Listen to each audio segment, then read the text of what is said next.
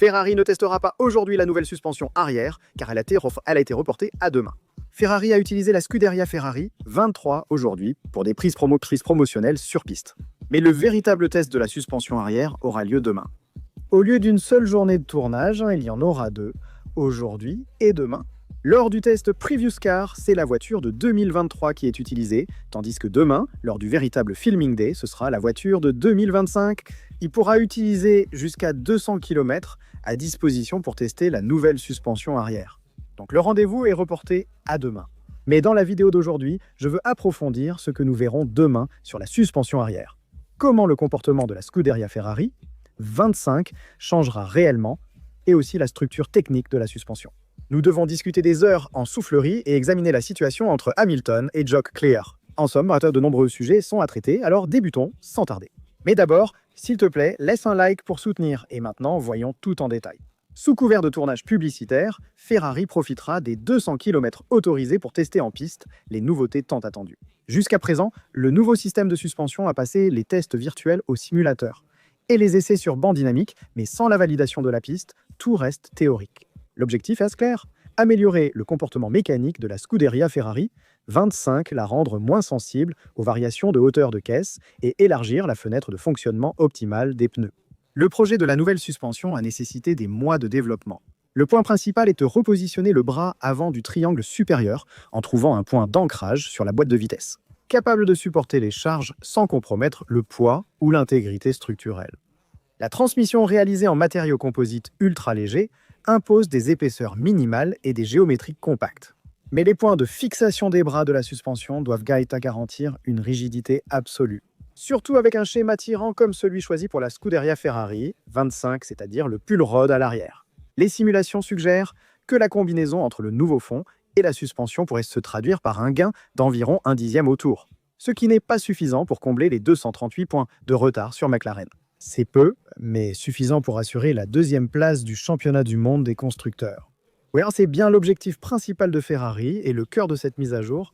Dans le repositionnement des bras de la suspension arrière, en particulier, on travaille à avancer l'ancrage du bras supérieur avant et celui arrière du triangle inférieur.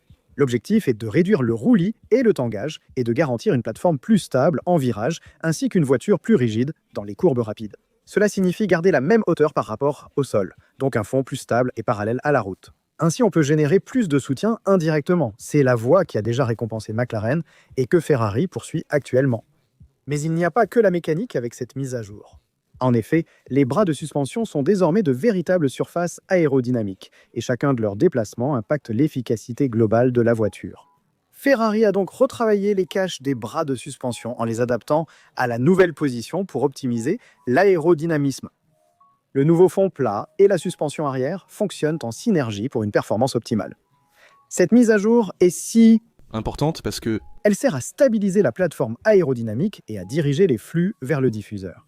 Et après les tests au simulateur, en soufflerie et sur le banc dynamique, le Mugello représente la première vérification sur piste, en attendant l'épreuve définitive qui aura lieu à Spa la semaine prochaine. Et là, nous verrons officiellement si cette nouvelle Ferrari donnera les résultats espérés que nous avons également vus lors des simulations. Pendant ce temps, le développement de la direction assistée se poursuit. Une pompe mécanique génère une pression hydraulique qui agit sur un cylindre relié à la crémaillère de direction. La modulation de la force se fait par une valve rotative contrôlée par une barre de torsion qui se déforme en fonction de l'effort exercé par le pilote sur le volant. À cela s'ajoute la gestion électronique, une unité UQ qui reçoit des données de capteurs de couple, de pression, de vitesse et de charge, régulant en temps réel la réponse du système. Mais à Silverstone, l'un des circuits les plus exigeants en termes de charge latérale, quelque chose a mal tourné. Le soupçon essaie qu'il y ait eu un désalignement entre la nouvelle cinématique des suspensions et le réglage de la direction assistée, avec des variations de charge et des déformations structurelles qui ont généré un retour incohérent au volant. Si des microflexions se produisent dans les bras de suspension ou dans la direction, le pilote peut percevoir un jeu gênant ou des variations de couple au volant, même si la direction des roues reste correcte. Hey Silverstone. Le débattement des suspensions avant, surtout en présence de variations rapides de charge, comme sur les vibreurs ou dans les virages rapides en appui, pourrait avoir mis en difficulté le système d'assistance non réglé. Pour compenser ces sollicitations, pour optimiser la direction, les techniciens ont travaillé sur l'assistance variable en fonction de la vitesse, la courbe de couple et la sensibilité de l'angle de braquage afin d'améliorer la Scuderia Ferrari 25. Attention à Hamilton qui a discuté avec Jock Clear pour orienter le développement de cette année et de l'année prochaine. Il cherche un allié interne chez Ferrari pour essayer d'orienter l'équipe selon ses besoins. Ferrari réorganise pour créer la monoplace de demain. Lewis Hamilton, septuple champion du monde, veut avoir son mot à dire lors de sa première saison à Maranello. Au-delà de son rôle de pilote, il travaille en coulisses pour apporter chez Ferrari une approche similaire à celle de Mercedes. Son influence pourrait grandir lors des prochains développements, avec un allié précieux à ses côtés, Jock Clear. Ingénieur de piste historique déjà aux côtés de Hamilton, à l'époque de Mercedes, il est maintenant une figure clé de la Ferrari Driver Academy et du développement technique. 2025 serait une année de transition, mais Maranello vise déjà au-delà. L'avenir de Frédéric Vasseur n'est pas encore défini, mais le cheval cabré est appelé à franchir un cap. Hamilton a confirmé vouloir contribuer à ce processus en cherchant à insuffler un changement dans la mentalité et la méthode de travail de l'équipe. Alors que Ferrari attend le verdict final du Filming Day du Mugello, l'influence de Hamilton sur les choix techniques futurs semble destinée à croître. Et c'est Simon Lazambi de Sky Sport qui révèle les coulisses, racontant que Jock Clear est le premier à pousser pour que Ferrari écoute les indications de Hamilton. Jock a travaillé avec Lewis chez Mercedes et maintenant chez Ferrari. C'est lui qui dit haut et fort d'écouter Lewis car ses retours sont inégalables. Hamilton a apporté à Maranello son expérience de plusieurs décennies et il veut contribuer à construire la Ferrari du futur. La vraie question est de savoir si on l'écoutera au sein de Ferrari et s'il parviendra à changer la donne. Une révélation est également apparue concernant les freins Brembo utilisés par Ferrari. Pourquoi doit-on toujours faire du lift and coast chez Ferrari ? Il n'y a pas une course sans que Charles Leclerc reçoive à la radio la consigne habituelle de lever le pied et de laisser rouler. Une phrase qui glace désormais les supporters de Ferrari et qui se répète course après course. Mais qu'est-ce que cette technique et pourquoi semble-t-elle ne concerner que la Scuderia Ferrari 25 ?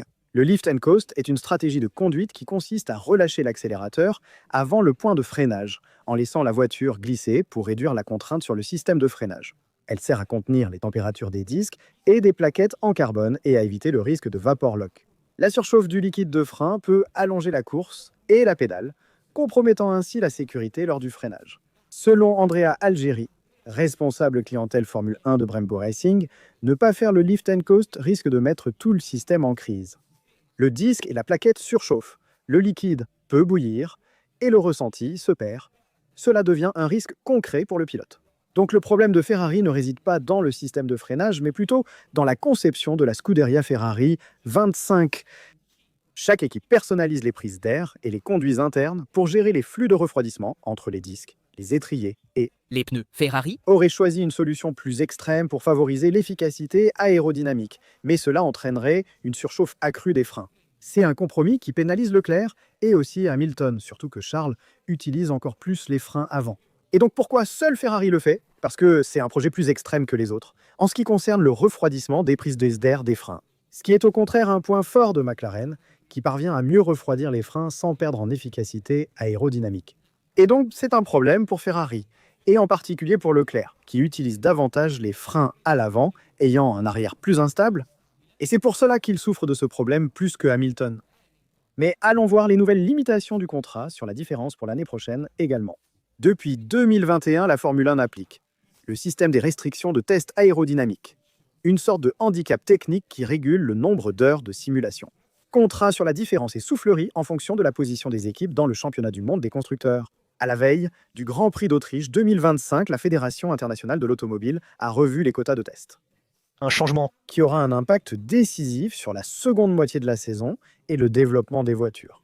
Pour 2026, lorsque les nouveaux règlements techniques entreront en vigueur, en effet, les nouveaux pourcentages de temps disponibles par rapport à la base de référence OKE, qui sont de 320 passages en soufflerie et 2000 simulations ICFD tous les 2 mois. McLaren est en tête avec 70% du temps disponible, suivi de Mercedes à 75%, Ferrari à 80%, Red Bull à 85% et les autres équipes dans le même ordre. Il est frappant de constater qu'Aston Martin se trouve à la 8e place sur 10 équipes avec 105% du temps disponible en soufflerie. Ferrari pourrait profiter de cette nouvelle marge pour accélérer le développement de la Scuderia Ferrari 25 et tenter d'obtenir des résultats concrets dès cette année. Red Bull, disposant de plus d'heures que McLaren et Mercedes, semble se concentrer uniquement sur le développement pour 2026. Mercedes est peut-être la plus pénalisée parmi ces équipes, car elle n'est pas aussi avancée que McLaren, mais dispose de moins d'heures que les autres top teams. Ferrari a un avantage en termes d'heures en soufflerie par rapport à McLaren et Mercedes, disposant de plus de temps alloué. C'est sûr que Red Bull dispose de plus d'heures, mais elle aura plus de mal pour l'année prochaine, car elle devra essayer d'optimiser le package aérodynamique en payant quelque chose en termes de groupe motopropulseur. Parmi tous ses concurrents, Aston Martin est l'équipe la mieux placée, parce qu'elle a beaucoup plus d'heures, presque 20% de plus que les autres équipes en soufflerie. Et le contrat sur la différence qu'elle peut utiliser pour développer non seulement l'Aston Martin de cette année, mais aussi celle de l'année prochaine. Celles d'Adrian Newey et d'Alonso, rappelons-le, sont les seules motorisées par Honda. Mais nous devons enfin commenter les paroles de Carlos Sainz, qui s'est exprimé sur la situation chez Ferrari, et aussi sur ce qu'il aurait pu dire l'année dernière. On lui a demandé comment c'était de vivre une saison entière en fun sans volant. Il a répondu « difficile et terriblement compliqué ». Sainz a piloté pour Williams et est passé chez Ferrari en 2024 conscient qu'il perdrait sa place à la fin de la saison. Il a déclaré que nous avons tous un démon et un ange en nous. Son démon lui suggérait de faire ou dire beaucoup de choses, de changer, mais son ange a prévalu. Rester professionnel était la chose juste à faire. Concernant Ferrari, l'ancien coéquipier de Charles Leclerc chez la Scuderia a avoué avoir lutté contre quelques pensées négatives lors de la saison 2024. Sachant que Lewis Hamilton prendrait sa place à la fin de l'année, un pilote avec un grand ego aurait pu détruire Ferrari cette année-là. J'ai choisi de rester professionnel et de donner le maximum jusqu'à la dernière course, a-t-il raconté dans un podcast, en devenant plus politique. Je l'ai fait pour l'équipe et pour moi. Il aurait été injuste de gâcher l'ambiance pour ceux qui ne sont pas impliqués dans la décision prise concernant le championnat du monde 2024. Carlos Sainz a joué un rôle déterminant en aidant Ferrari à terminer à la 2e place du championnat du monde des constructeurs, derrière McLaren en obtenant 2 victoires en Australie et au Mexique, ainsi que 9 podiums. Que pensez-vous des propos de Carlos Sainz sur Ferrari? Comment percevez-vous l'écurie, y compris pour le filming day reporté à demain? Le vrai, où nous verrons la suspension arrière. Êtes-vous confiant ou non? N'oubliez pas de laisser un like, de vous abonner et d'activer les notifications pour suivre toute l'actualité Formule 1 et Ferrari. Ici d'ailleurs, on se retrouve la prochaine fois.